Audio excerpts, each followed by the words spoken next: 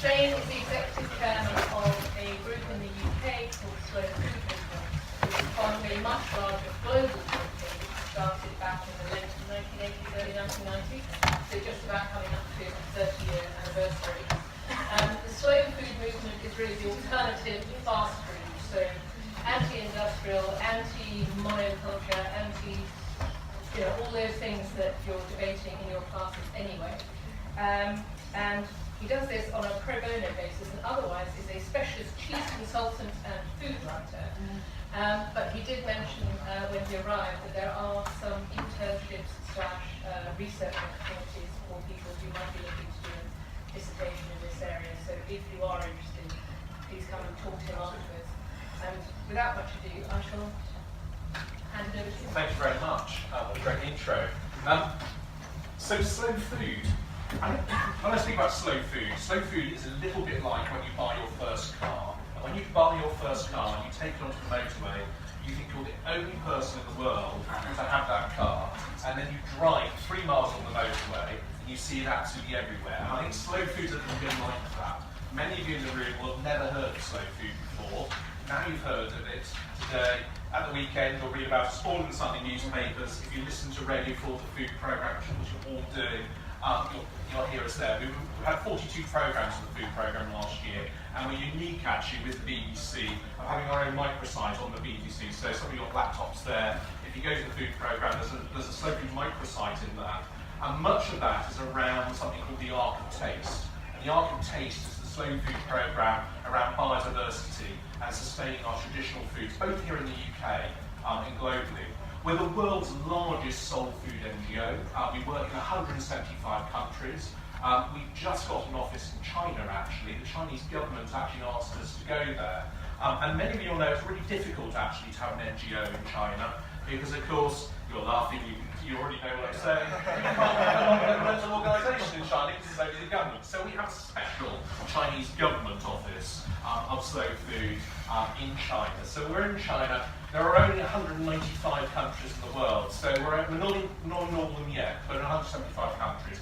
We're partnered globally with the UNFAO, the Food and Agricultural Organisation, and much of that work we're doing in Africa.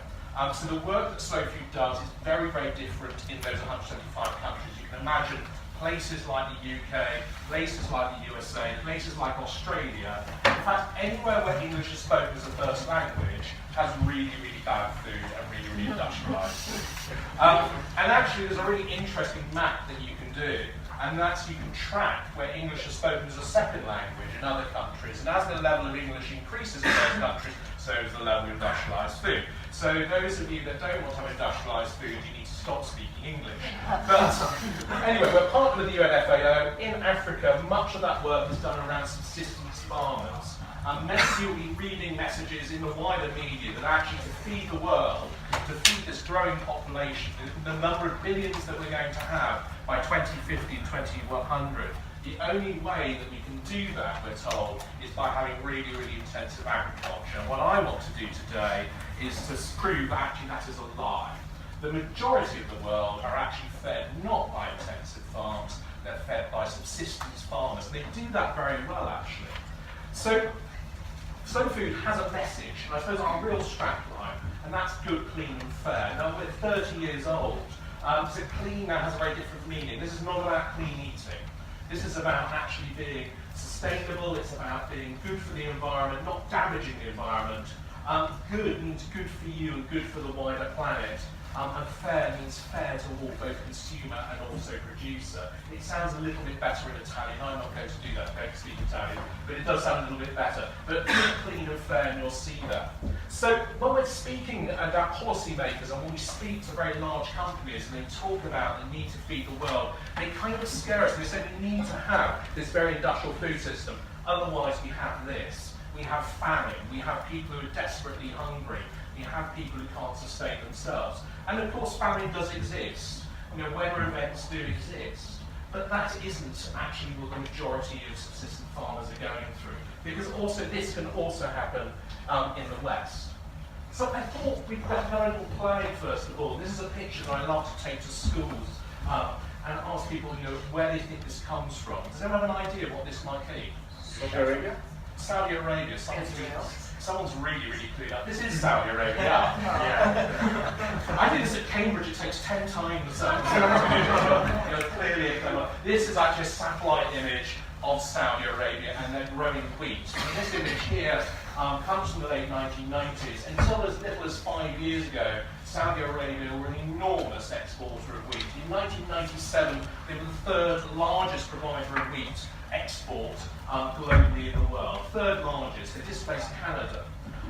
There's a problem with that in the fact that this is the middle of the desert. Now, wheat originally did come from the Middle East area, but it came from the areas where there were rivers, where there's some irrigation, because wheat needs a good amount of water. It cannot survive in the middle of Saudi Arabian desert without pumping water. The reason that these are big circles, and said this is a satellite image, is they have enormous great arms irrigating the desert, they're pumping water up. This was at the time of record oil prices, so they can absolutely afford to do so. And they're bringing the water up. You could say, what does that matter, Shane? There's lots and lots of wheat. People can buy it, they don't have to buy it. Well, what it did, it collapsed the price of wheat, because Saudi Arabia, on their oil income, was subsidising the wheat to over $100 a tonne.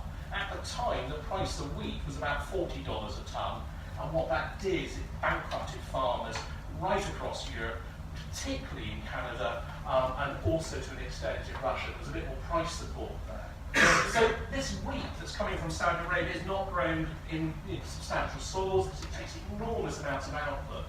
So it produced really, really poor quality wheat. Poor quality wheat produces poor quality bread, and that is a real issue, because food is not just about calories.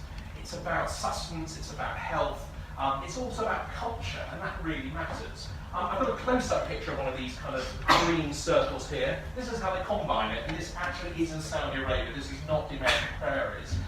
There are 9 combine harvesters there. So that gives you an idea of just how big those wheat fields were. This is obviously a close-up before we were in Saudi Arabia. Now, many people say that cheap food is a really, really good thing. And what happened in the late 1990s? So in the late 1990s, something really, really interesting happened. All this wheat is being dumped onto the market. Really poor quality bread. And bread is probably our gift to the world in terms of industrialised food. This stuff here, produced by the Chorley wood process. I'm sorry to the rest of the world. This is what we gave you. Invented by the Allied Bakeries Research Unit in Chorley Wood, which is just out of the Metropolitan line, of how we can speed up bread making. And a loaf of bread now takes about 4 hours to make. A traditional loaf of bread would otherwise be 14, 16 hours. Sourdough, historically, maybe even overnight. So this is made in about 4 hours. Enormous amounts of really, really cheap wheat came on the market, bankrupting those Canadian wheat farmers. Why does that matter? Well, the Canadian wheat was really good bread flour. It had lots of selenium in it, and it was absolutely delicious bread, and it was good for us. Even if it was made into this stuff, it still had lots of selenium and lots of micronutrients. Now, that is no longer the case, because those farmers stopped producing, and now we have this. And this is really soft, really puffy. You can eat it. Some of you are eating it. And what I'm going to ask you to do is to put it in your hand and screw it up. And feel it in your fingers and screw it up a little bit. And keep on. And is your hand wet? Kind of moist? Got some moisture. That is a really, really nice mix of water and oil. And I love doing this. And again, I'm being really mean to Cambridge. When I go to Cambridge, the beagles get furious, and each time they say you cannot do that to the entrance, and scrubs on the floor. But what you can do is clean your walls. Because water and oil is a universal solvent. So it's a universal solvent. Those who wear makeup, you can take your eye makeup. You'll happily take off your eye makeup. You'll happily clean your walls. And one slice of this stuff, because it is so poor quality, it is so full of salt. The typical brands are about as salty as seawater. You need that amount of salt in it to sustain it and to keep it in structure. And each slice of this one slice of bread has more calories in it than a single tin of tuna. So if you're going to have a tuna sandwich, you can have the entire tin of tuna, and that has the same amount of calories as one slice of bread. This stuff is not particularly good for us at all. So we get what we pay for. Cheap food gives us cheap quality food. I should probably hide the mark there. What else is happening in terms of our food system when we're looking at displacement of food and having really, really inexpensive food? Well, a really good example here in the UK is around the price of milk. And again, the global supply of milk got incredibly large. And as that got larger and larger, the price of milk started to fall. Here in the UK, again, in 97, it was a very bad year, 97, for food. We had a foot-and-mouth outbreak here in the UK. And what that meant is that supermarkets suddenly couldn't get hold of their milk. And in the late 1990s, the UK, we were net exporters of dairy products. We net exported milk, cheese, butter, cream, so an awful lot of dairy. After 97, we couldn't move our cattle around, we couldn't milk our cow, we could milk them, but we couldn't move the milk from the cows. And then, as I say, what happened then, the price of milk collapsed because we started bringing in milk from Europe, particularly from northern France. And then when we then had freedom of movement on the cattle again, after the restrictions on moving the cows from foot and mouth ended, the supermarkets were continuing to buy that French milk. And you can say in a globalised society, what does that matter? It's fine. We've got a really good product, it's cheap, and everyone's drinking it. But what happened is that the countryside here started to change, that cattle started to go off the landscape. And that's something you also need to consider. Food is about landscape. It doesn't matter where you are from. Your landscape looks as it does because of food and farming. So if you go out into the countryside, you go to the southwest of England where I grew up, it looks as it does because of cows, because of food and farming. And that's really, really important. Today, farmers are paid less than the cost of production on the milk. So when you go and buy your 4 pints of milk from Sainsbury's for £1.10, as I price checked it earlier, the farmer is not getting enough money to cover the cost of production. The cost of production for a small farmer is about £1.08 for those four pints. And obviously the farmer's not getting the entirety of that £1.10. So we get what we pay for. Talking of milk shortages and so forth, we also got into the world of spreads. Now, we've had some bread, we've played with that. I'm not going to give you this, but if you wanted some butter on your bread, there was this wonderful product called I Can't Believe It's Not Butter, well, I jolly well can. And if we look at this, what is it made from? It's made from vegetable oils, seed oils. I'm not sure what seed oil that was. Other oils, I'm not sure, maybe diesel, who knows. But we've got water, we've got some buttermilk. So this dairy-like product, 10.5%, with a whole lot of things here from a chemistry set here. Do we see these in our larders? No, but that is making this stable, and it's actually keeping that water and those fats together, and a whole load of vitamins and things to actually make it some kind of like food-like substance. This is a real issue. It's displacing agriculture from the land and taking agriculture into the factory. And that's important because if you don't have these products being produced, then our landscape changes. And this is about intensive agriculture. So the farm business mantra is bigger is better. And the average farm in the US is about 2,000 acres. And that sounds quite big. But what is 2,000 acres? Unless you're in farming yourself, it's probably pretty hard to conceptualise that. Hyde Park's about 500 acres, so think about 4 Hyde Parks. The average UK farm is 200 acres. Incidentally, if you want to be a dairy farmer now, it's now considered unviable unless you're at 400 acres. So if you want to be a dairy farmer, the average UK dairy farm is 50% below the size it needs to be. So the average UK farm size is 200 acres. What about good old France? France is 20 acres. A tenth, really, really big. 10. France, the average farm is 20 acres. Those farmers make a living. And that's really interesting because we say here in the UK, if you want to be a farmer, you need to be bigger. If you want to be a dairy farmer, you need to be bigger. But actually the French look at food production and they look at food subsidy in a very different way. And there's a very good reason why French farms are 20 acres. And that's around the issue of inheritance. In France, land had to be equally divided between all the children. In the UK, we had a system effectively of primogeniture, or if you weren't giving it to the eldest boy, you were probably giving it to one person. So farms in the UK didn't get split up. Farms used to be really large in France as well. They also, the land was owned by the nobility, as it was here in the UK. But it got divided and divided and divided and divided and divided. farmers have enormous power in France compared to they do here in the UK. Though if we had a French farmer, he would tell us that it's absolutely hideous there, they're doing really, really badly. But compared to here, they have enormous power. And the farm size is much smaller because of that inheritance. So, the global average size of a farm, this is global and this is new NFAO, is under 2 acres. This is what's feeding the world. So we're told you need to have really, really big farms. You need lots and lots of land. Here in the UK, to be a dairy farmer, you need 400 acres. The reality is that 2 acres is feeding most of the world and feeding them pretty well. Yes, there is drought. Yes, there is famine. Yes, there are people hungry in some places. But actually, most farmers are providing for their families and they are providing for their communities. There are extremes at every angle. So, as I said, most farmers are subsistence farmers. 500 million of them produce food on 80% of the world's agricultural land. 72% of all the farms on the planet are under 2 acres. So when I was saying earlier that the majority of farms were under 2 acres, 72%. All of this is from the UNFAO. And the yields on small farms tend to be much higher. Now that's really interesting, because actually what we're told is we need intensive agriculture. Intensive.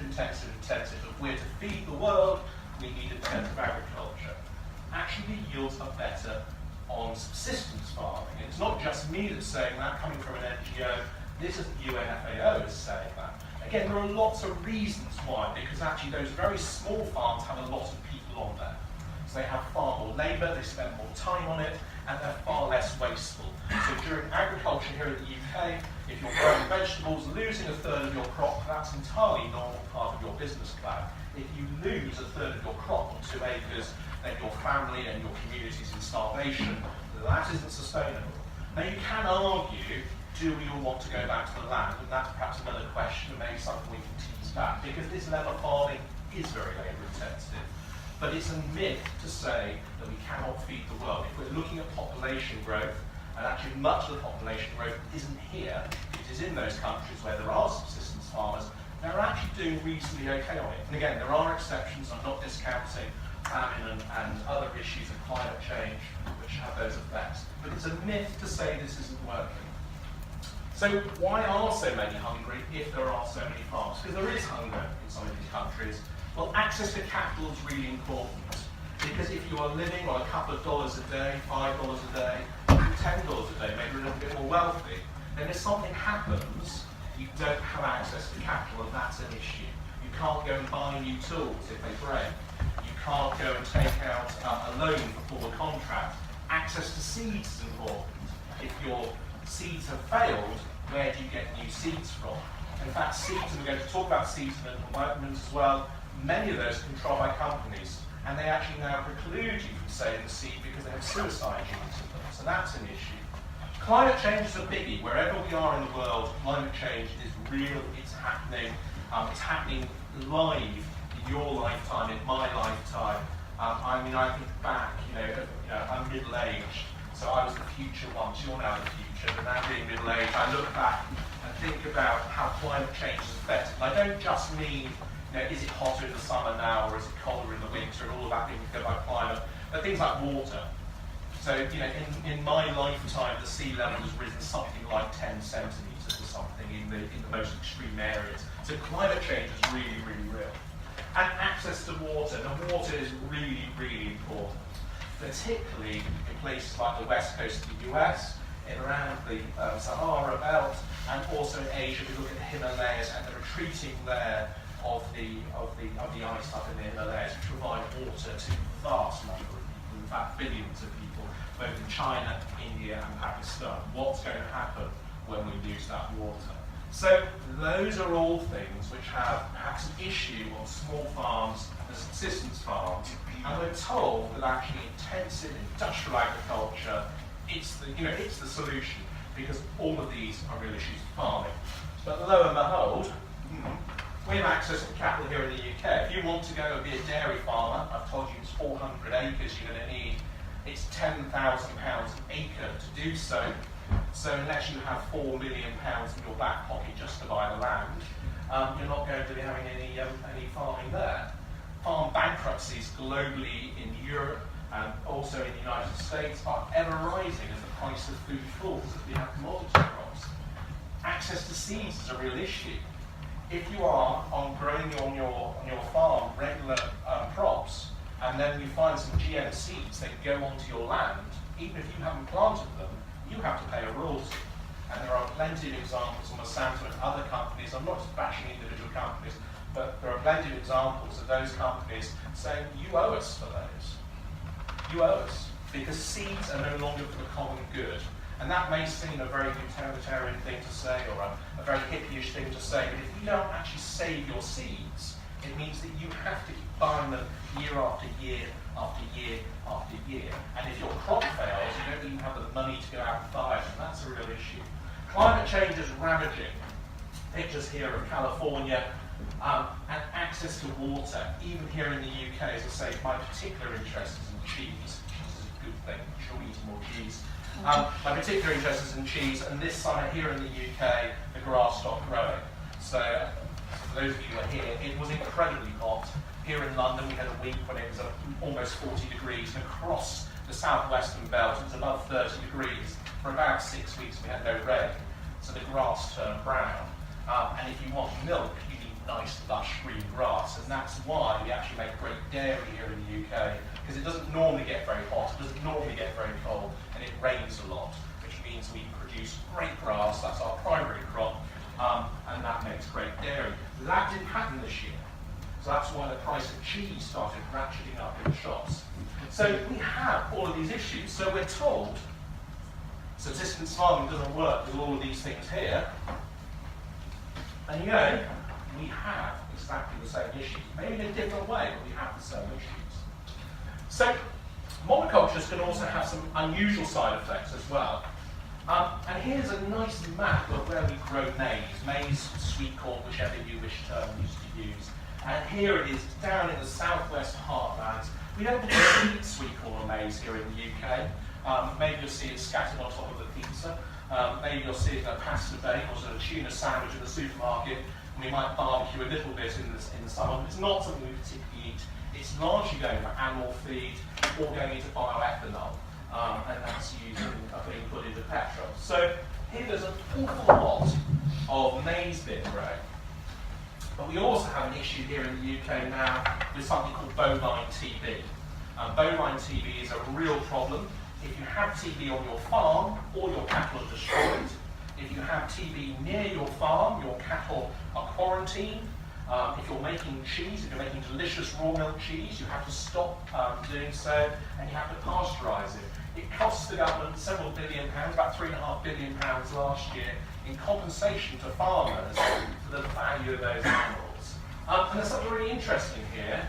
If you look at this map, this and this look suspiciously similar. That's really interesting. I think that's really interesting.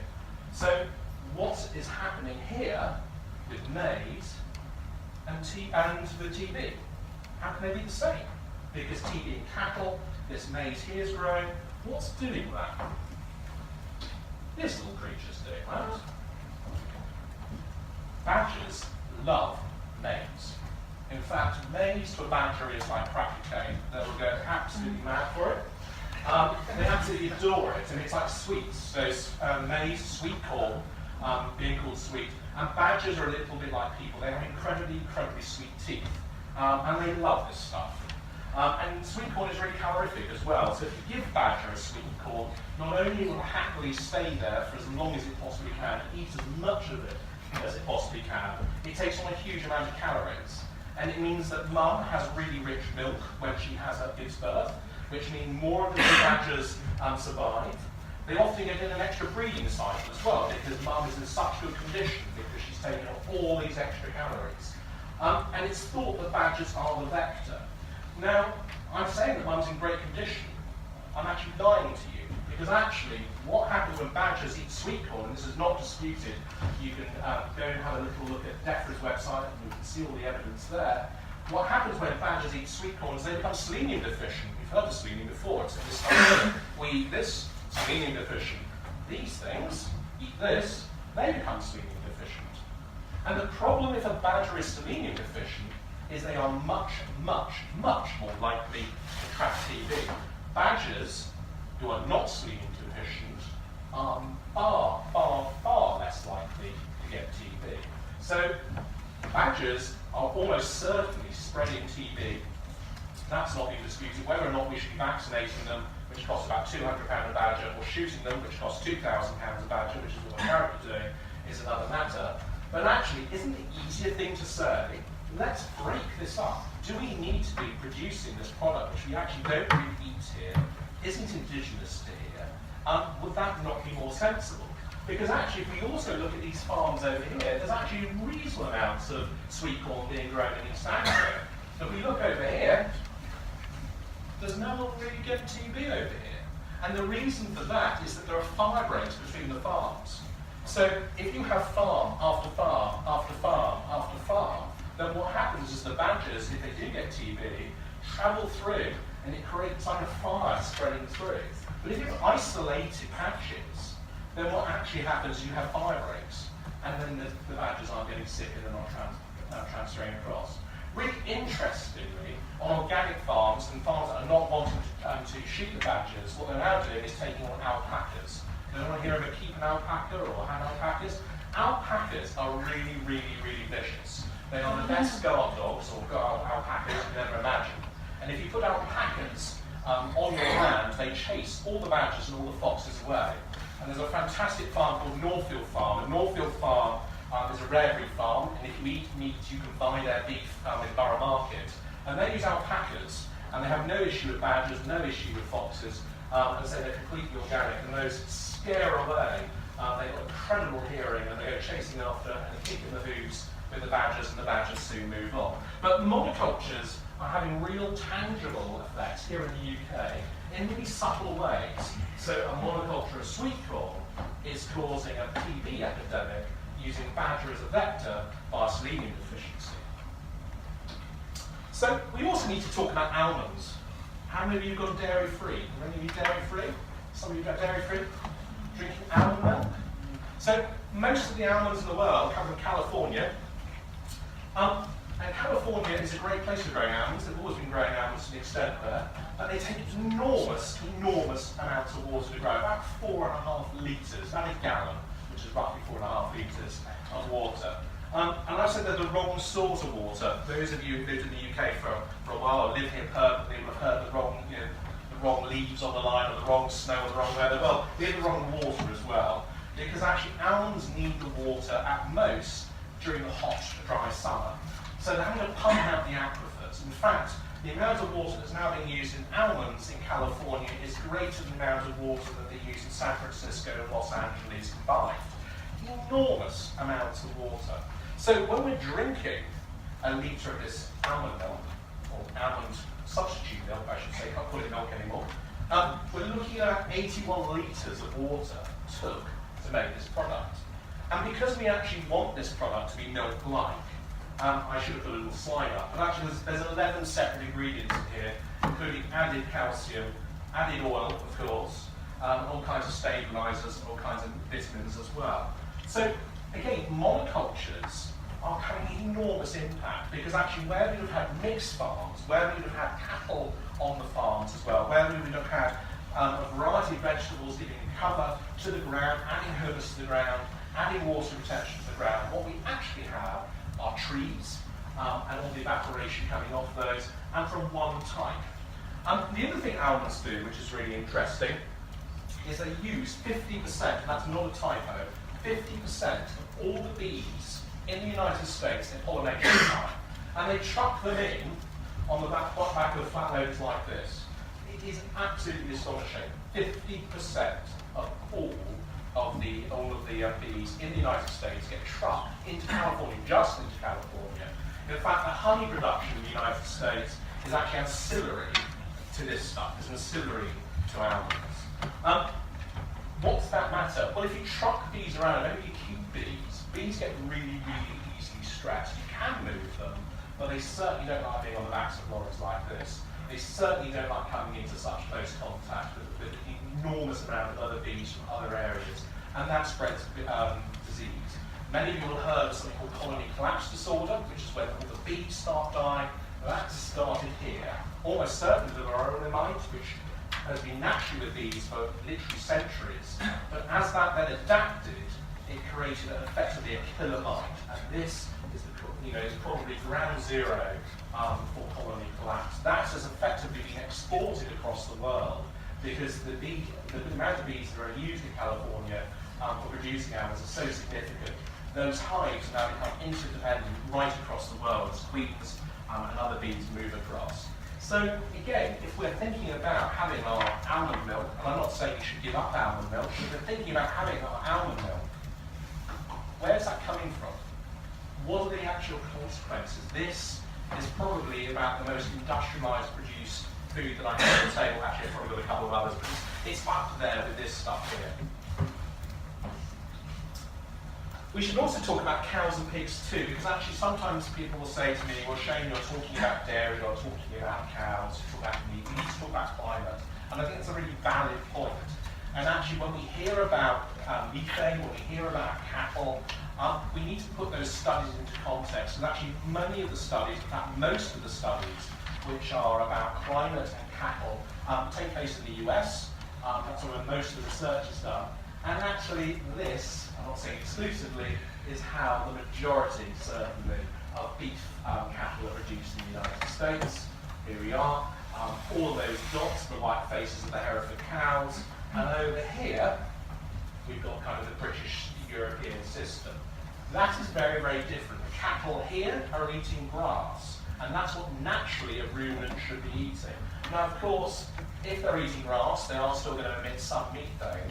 But if you give them corn, maize again, the stuff that badgers love, and if you give them soya, then they produce enormous amounts of methane.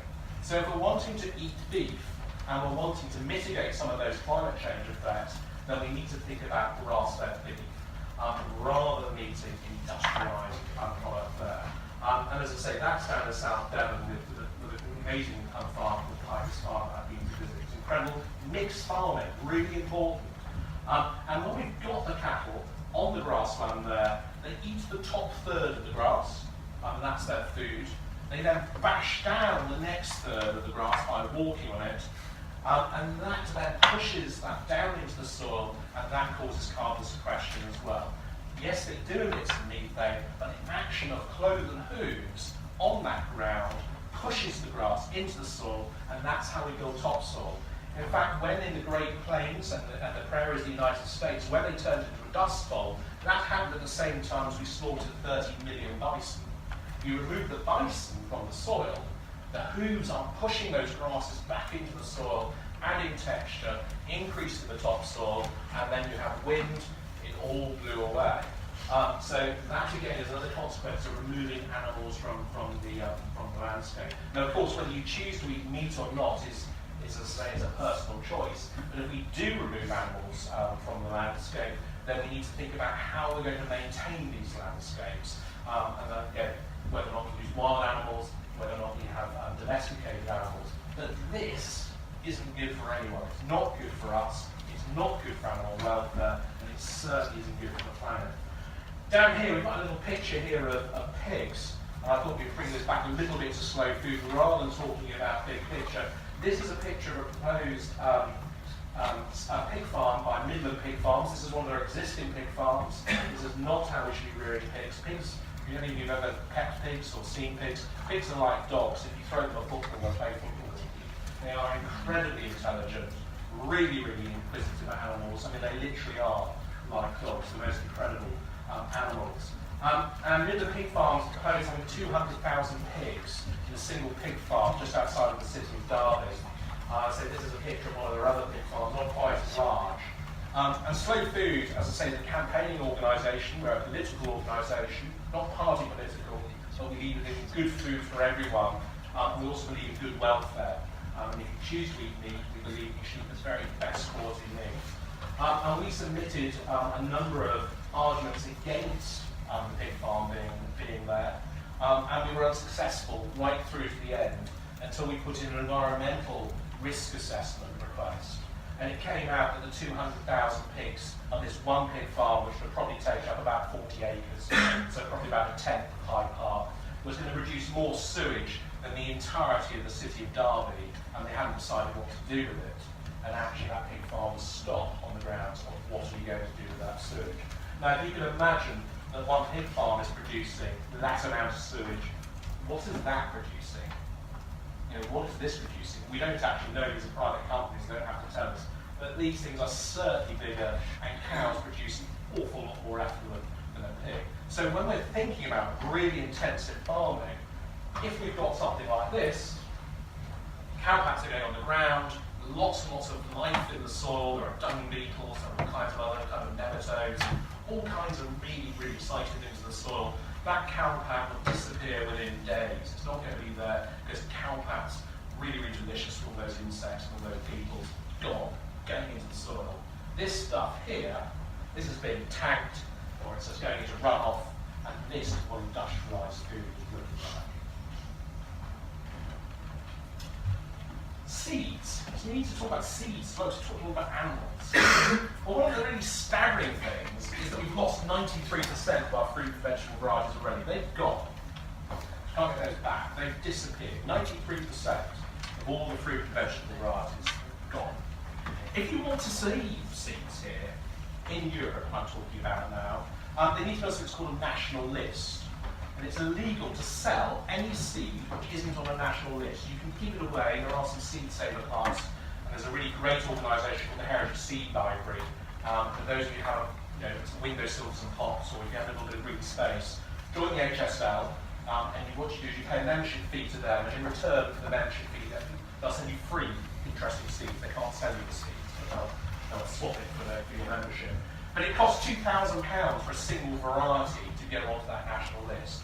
So if you've got something which tastes really, really delicious, that maybe takes a little while to grow, or maybe they come out in different funny shapes or strange colours, you're not going to sell an awful lot of that seed. And it's this which particularly is reducing the amount of seed available to buy, because that's per variety. And there are probably 500 different types of cabbage alone. I'm just talking about cabbage that could go on there. There are probably 150 different parsnips. There are probably 500 different lettuce, and so forth, and so forth, and so forth. And each one effectively needs a sponsor. That's £2,000. So that, again, concentrates the varieties, which is why if you look through a seed catalogue, you'll always see sun-gold tomatoes, because someone's paid for those, and they sell in forever and a day. And you always see Tom Thumb cauliflowers, because those sell. We're losing our biodiversity, and that's really important. Bayer, BASF, and DuPont now sell 60% of the world's seeds. 60% of all the seeds sold in the world come from 3 companies. Bayer also contains, it's also now the Monsanto, they merged. It used to be 40 companies that sold 60% of the world's seeds. It's now down to 3. Is that right? Who do seeds belong to? Do they belong to you? Do they belong to me? Should it be illegal if I've got some seed that my grandfather had in his allotment and gave to me, and I want to sell them to you because I just want, I don't know, £10 to spend on something else? And that's illegal.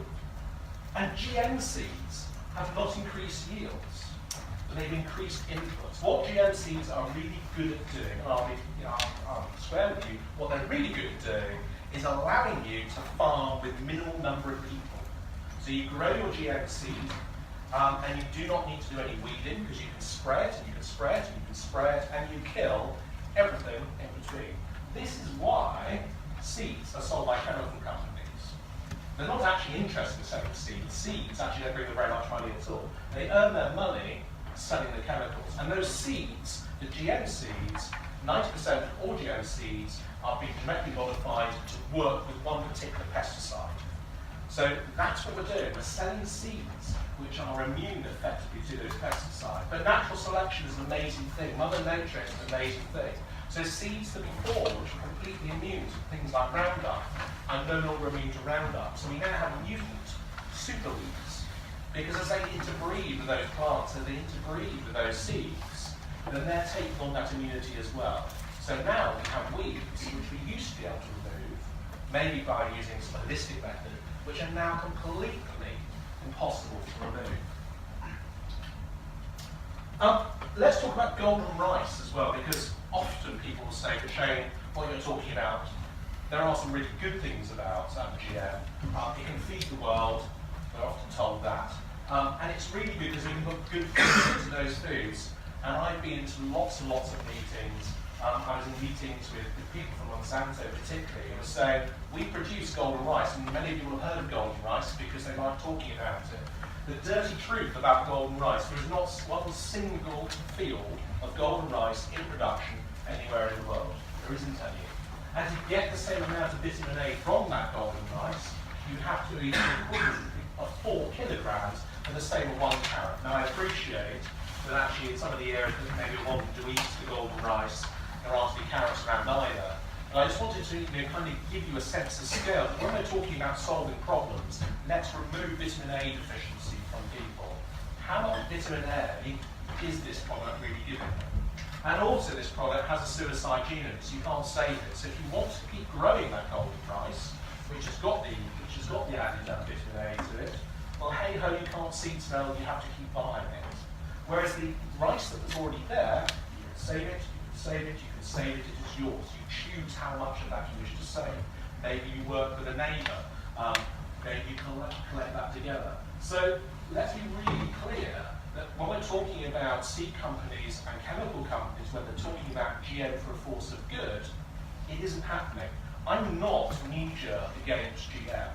You know, I understand the science of seeds in the sense of Mendel and his peas. If we always think back to our schoolboy and schoolgirl biology, Mendel was there playing with his peas and creating really interesting varieties. If GM does that in a positive way, then I'm fine with that too. But GM is not being used for that. 90% of all GM is about being immune to pesticides. That is not the answer. Almost 99%, I would say, are there with suicide genes. You can't save them. And then this, I'm afraid, is window dressing. So lack of variety of foods also starves our gut. So our guts contain 39 trillion bacteria. They weigh about 3 kilograms. And our gut diversity is an indicator of a host of conditions. So things like obesity, almost certainly, one of the largest indicators for that is the state of your gut. And processed foods have an enormous impact. These things have an enormous impact on your gut bacteria. In particular, emulsifiers. Now, no one's really sure at the moment about why emulsifiers in particular are having an effect on gut bacteria. And there's a really, really interesting project which is happening in Kings, down in South London, about why emulsifiers may be an issue. Who knows why, but they certainly are. And preservatives. And that kind of makes sense because these products here are full of things to kill bacteria, to kill molds.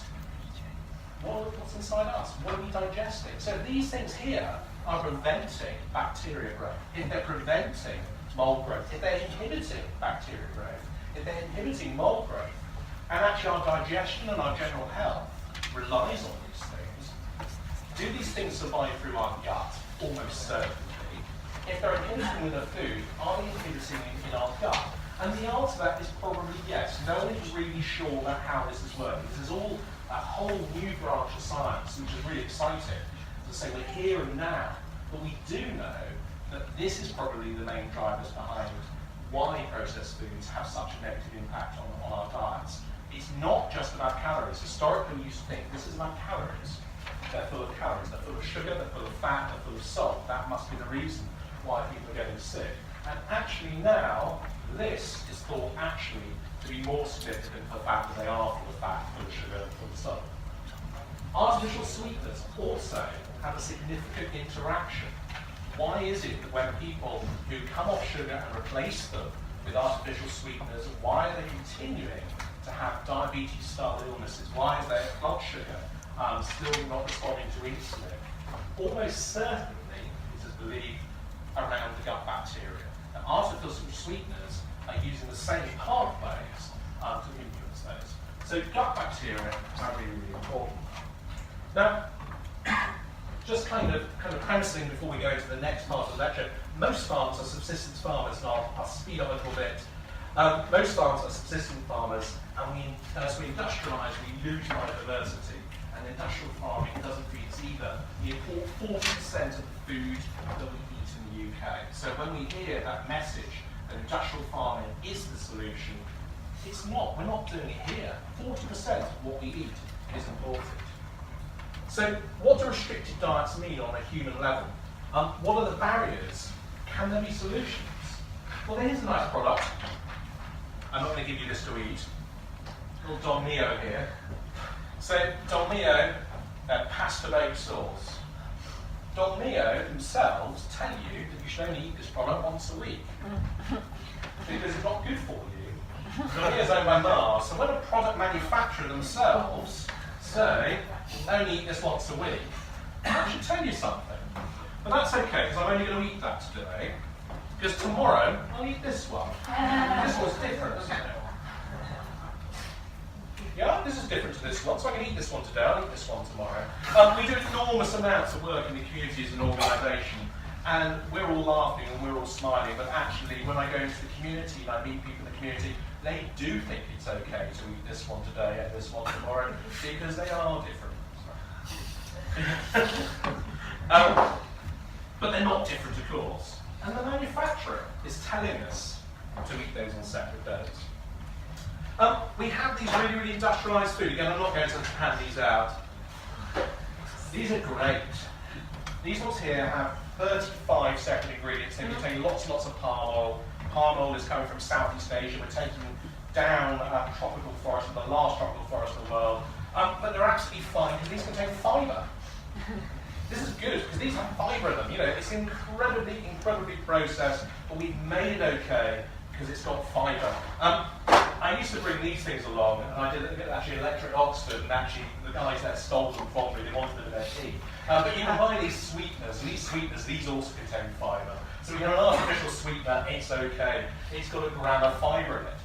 This is what we're doing to actually say that our food system is industrial, but we can make it better. It is absolute nonsense. We've just heard that actually religious researchers that artificial sweeteners are probably making us as diabetic as actually eating sugar. But it's okay, because actually we can go to the laboratory a bit more. There's a gram of sugar, a gram of fibre in that.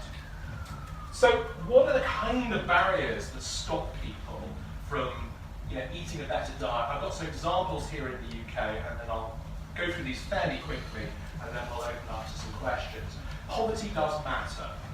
Good food does cost. It needn't cost an arm and a leg, it needn't cost what you think it does, but that perception of poverty does matter, and the cost of the food.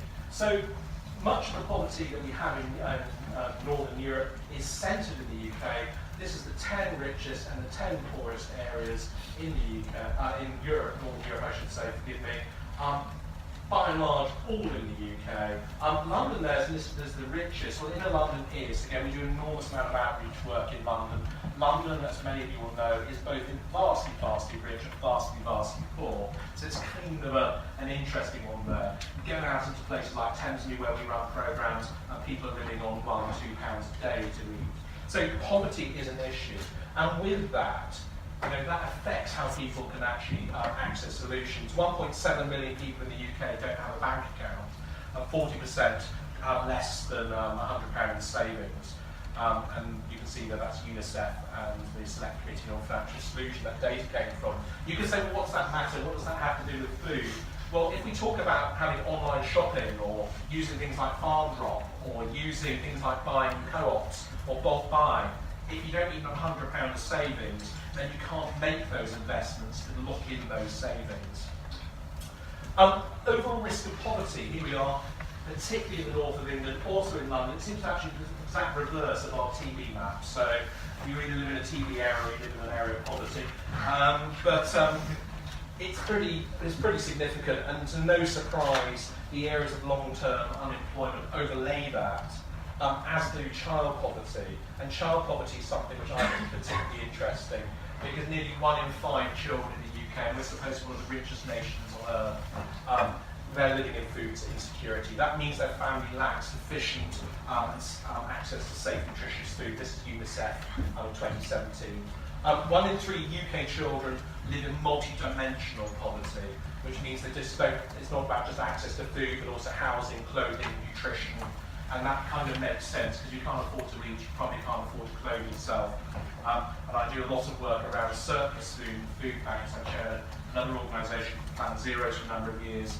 And it was really interesting there that, again, we needed access to things like sanitary ware and so forth. If you can't afford to eat, you certainly can't afford tampons. So it all kind of blends in. And this is what our really expensive, wasteful, industrialised food system does. Of the 30 council areas where takeaways are prevailing, 25 are in the north, but they overlay where there are poverty. Why are people going and eating chicken and chips at $2.99, $1.99 if they are desperately poor? Because actually that's really expensive. You buy a chicken, you can probably make that into 10 meals if you're clever. If you're resourceful, I should say, not if you're clever, if you're resourceful. It actually seems good value. But that fried chicken chips at $1.99 is incredibly hard to do. It relies on that really intense system of subsidies and also industrialised production. Because $1.99, about 40p of that's VAT. You know, so if you're a chicken merchant, 40 pence of that goes straight away before you pay for your staff, pay for your rent, pay for your business rates, and then before you buy any of that chicken which will come frozen from Brazil or from Southeast Asia in the most horrific conditions. Why does any of that matter? Why are people eating fried chicken? Well, it's hot. I'm sure all of us have heard the expression, get a hot meal down for you. It's also meat. And actually, those on the lowest income want to eat meat. Again, you've probably all been told by your mothers, or your grandmothers, or your grandfathers, or your fathers, eat something substantial. So by giving someone fried chicken and chips, you're actually giving them a hot meal and you're giving them something substantial. It may not be the food we wish to eat, but that food's given in love. And that's something else that we forget. Food is not just about calories, it's not just about culture. Food is about love and it's about belonging, and that's really, really important. So that's why those spaces exist. They also often have Wi-Fi. And again, if you're having to claim benefits, you certainly can't afford your Wi-Fi at home, so they have Wi-Fi. They often have door security in the evening. You may think, well, what does that matter?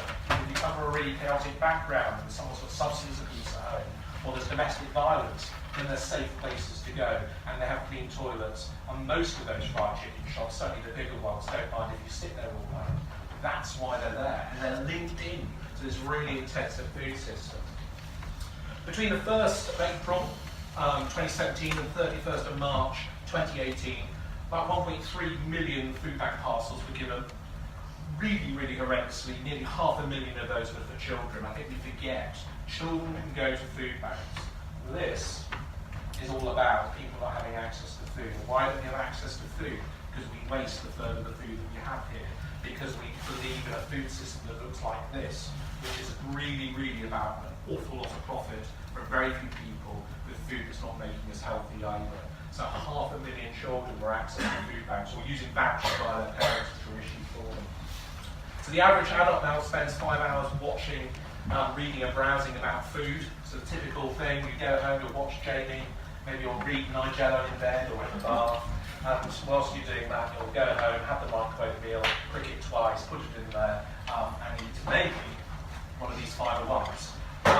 That is how we are living here in the UK. About 1.9 billion is spent on ready meals in the UK. And a little quick little graph there. 50%, nearly 51% of all the food that's eaten in the UK, that's all of the food that is eaten in the UK, is ultra processed. This is a PHN, this source came from. And if you look at countries like Portugal, 10%, Italy, 13%, over 50%, and that is only going up. And the reason I know that's only going up, because these were only launched this week. So here we go. This is adding to it. Let's have one of these. This is this. This is not breakfast. It may be fine, but it's not breakfast. So, again, if we're talking about school hunger, and we're talking about good access to food, what's that matter? Well, school meals matter. Because whilst your school meal that you had when you went to school may not be the most delicious, it may not have the best ingredients, what it does do, it guarantees minimum amounts of nutrients. But every week that a child that is in the bottom quartile of preschool meals misses school, they roll back a week of attainment. So they go back. So the summer holidays, last 5 weeks here, you go to school, you're on holiday for 5 weeks, you drop back 5 weeks attainment. Christmas holidays, 2.5 weeks, you're off, it's great, you go for Christmas, you fall back 2.5 weeks. Easter, 2.5 weeks, you fall back. Add that up across 11 years, people who are living in holiday hunger miss the equivalent of about 2.5 years of school. So we wonder why people from low-income families don't have the opportunity to go to university.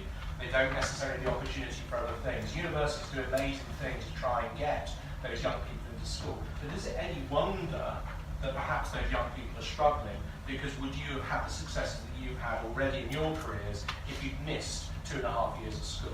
This is coming from food. And just some quick solutions, and then we're going to go on to Q&A, of the kind of things that Slow Food is talking about. So we run school gardens. We don't just plant the food, we get people to cook it. We send nutritionists into schools. We get children to play with it. I love playing with food, as you can already see. In fact, the reason I work in food is a little boy, my mum, always said to me, Shane, don't play with your food. So ever since I've been doing this. We need to get young people inspired and to grow food, even if it's just on a windowsill. We run a program with young offenders, particularly young people who are at risk of being in gangs or in gangs, to get them to beekeep. And if you see some of these kids, they're not scared of anything. Maybe their dad's in prison, maybe mum's gone away, maybe their brother's the hardest person on the street, and they're not scared of anyone. Certainly not scared of me. And then they then come along and they're asked, do you want to go to a ball store, do you want to go to the Young Offenders Institute, or do you want to have a last chance and do some beekeeping? And these young people look, and of course, what are they going to do? They'll come and do some beekeeping. So they're dragged out of bed on a Saturday morning. They don't want to be with us at all, but it's much better being with us than with them. So along they come and they do their beekeeping. They do not want to be there. They're not scared of anyone, so they're really aggressive. And maybe they've watched someone being stabbed, and maybe they've carried a gun before. But I'll tell you what, the bees don't care about any of that. So they're there. They don't want to be there, and they're kind of aggressive. And bees are amazing things, because what bees do is they pick up on your behaviour. And the more aggressive you are, the louder the bees start to hum. And when you go there, you can hear this noise. It starts off very low, this low hum. And it gets louder and louder and louder. And these kids who have been involved in the most horrendous things, and horrendous things happen to them, suddenly for the first time in their lives are scared. Because the bees don't care that dad's in prison, and the bees don't care that their brother's the hardest person in the street. So what we do is we get those kids involved in real food and working in food. And it doesn't matter that they can't read and write very well. The average reading age of someone in prison is about the age of 8. The reason for that is if you're in council care as a child, you're probably going to be moved 10 or 11 times, which means that you move schools 10 or 11 times. And if you move school 10 or 11 times, then you probably won't be able to read and write very well as well. And you're probably going to suddenly suffer from holiday hunger, which then also rolls you back 2.5 years of atonement as well. So it doesn't matter they can't read and write. And for the first time ever, positive interaction with something, i.e. the bees, means that actually something good happens. And food is really, really important. Food, again, is about community. And that's why I'm talking about this. Food isn't just about calories. Food isn't about 1 gram of fibre. Food is about community. It's about interacting with each other and our place in society. And the last example we've got here is we teach community cooking. We have a programme in Thamesmead, and those of you who don't know Thamesmead, if you've ever seen the film A Clockwork Orange, I'm probably aging myself horrendously by saying that. There's a film called A Clockwork Orange, which was filmed in the housing estate of Thamesmead. It's this great concrete jungle. It's the kind of place that you probably don't ever want to go to. Probably the kind of place actually the kids that are involved in our bee plot can hang around in. But anyway, this is not a nice place to be in. And what we do there is we teach basic cooking lessons there and elsewhere. And the first time we ever ran this programme, we were incredibly naive. And why were we naive? We didn't come along with some esoteric dish. We weren't cooking quinoa. We weren't cooking liver or pheasant or something. We knew we had to have something really, really accessible. So we decided to cook a chocolate cake, because who doesn't like chocolate cake? Less fibre, but who doesn't like chocolate cake? And of course, what we forgot, of course, is that people don't have cake tins. I have a cake tin. People cooking have a cake tin. But in the community, they don't. So we start that lesson by cooking a cake in a saucepan, because a saucepan is a cake tin with a handle. And if you have a metal, only sort of a plastic handle, or there's a metal handle saucepan, you can put that in the oven, and there you go, you've got a cake tin. I went back the second week when we first ran this. We ran this about 7, 8, I think we're 8th year now of doing that. And a lady came up to me, she was crying. I thought, gosh, what have we done? We poisoned her. This is an ambient product, don't eat it in the fridge. What have we done? And she cooked her child a birthday cake. He was 8 years old. That was the first thing she ever cooked from scratch. So So you see these things on programs like Jamie Oliver, we read about them in newspapers, you hear people like me here, talking about these things. But when you see that and hear that firsthand, someone standing in front saying, I did that and I had a sense of achievement, how empowering is that? And that is what good food is about. That's what a good food system is about. Food is about love. I'm going to leave you with one message and then we'll start taking some questions or comments or thoughts. And that's about who we are as people. We shape the food system. Sometimes we can feel powerless. And we think, well, what am I going to do? We're co-producers, and co-producer is a slow food term. And what it means is that everything that is grown for you, is because you want to buy it. Everything that's out there on the shelves is because someone's going to buy it. This exists because people somewhere think someone's going to grow this and buy this and eat this. And so if we choose not to do it, then it will disappear. Eating, shopping is a bit like voting. When I vote in an election, my vote doesn't count at all. It doesn't count. My vote is not going to choose who the Prime Minister is going to be. It's not going to choose who my local MP is. But mine and my neighbours and my neighbours' neighbours and the people in my community, all of us with one vote, collectively decide those outcomes. And that's a little bit like shopping. Because if I didn't buy these today, they're still on the shelf tomorrow. But if all of us collectively say, we want a better food system, we want something which is good, clean and fair, we want something which rewards good quality agriculture here in the UK, we want something that rewards good quality agriculture which is being imported from overseas by small farmers that are going to pay them a good wage. That's what we're going to have. So that's all I'm going to say in part of my main part. I'll be really happy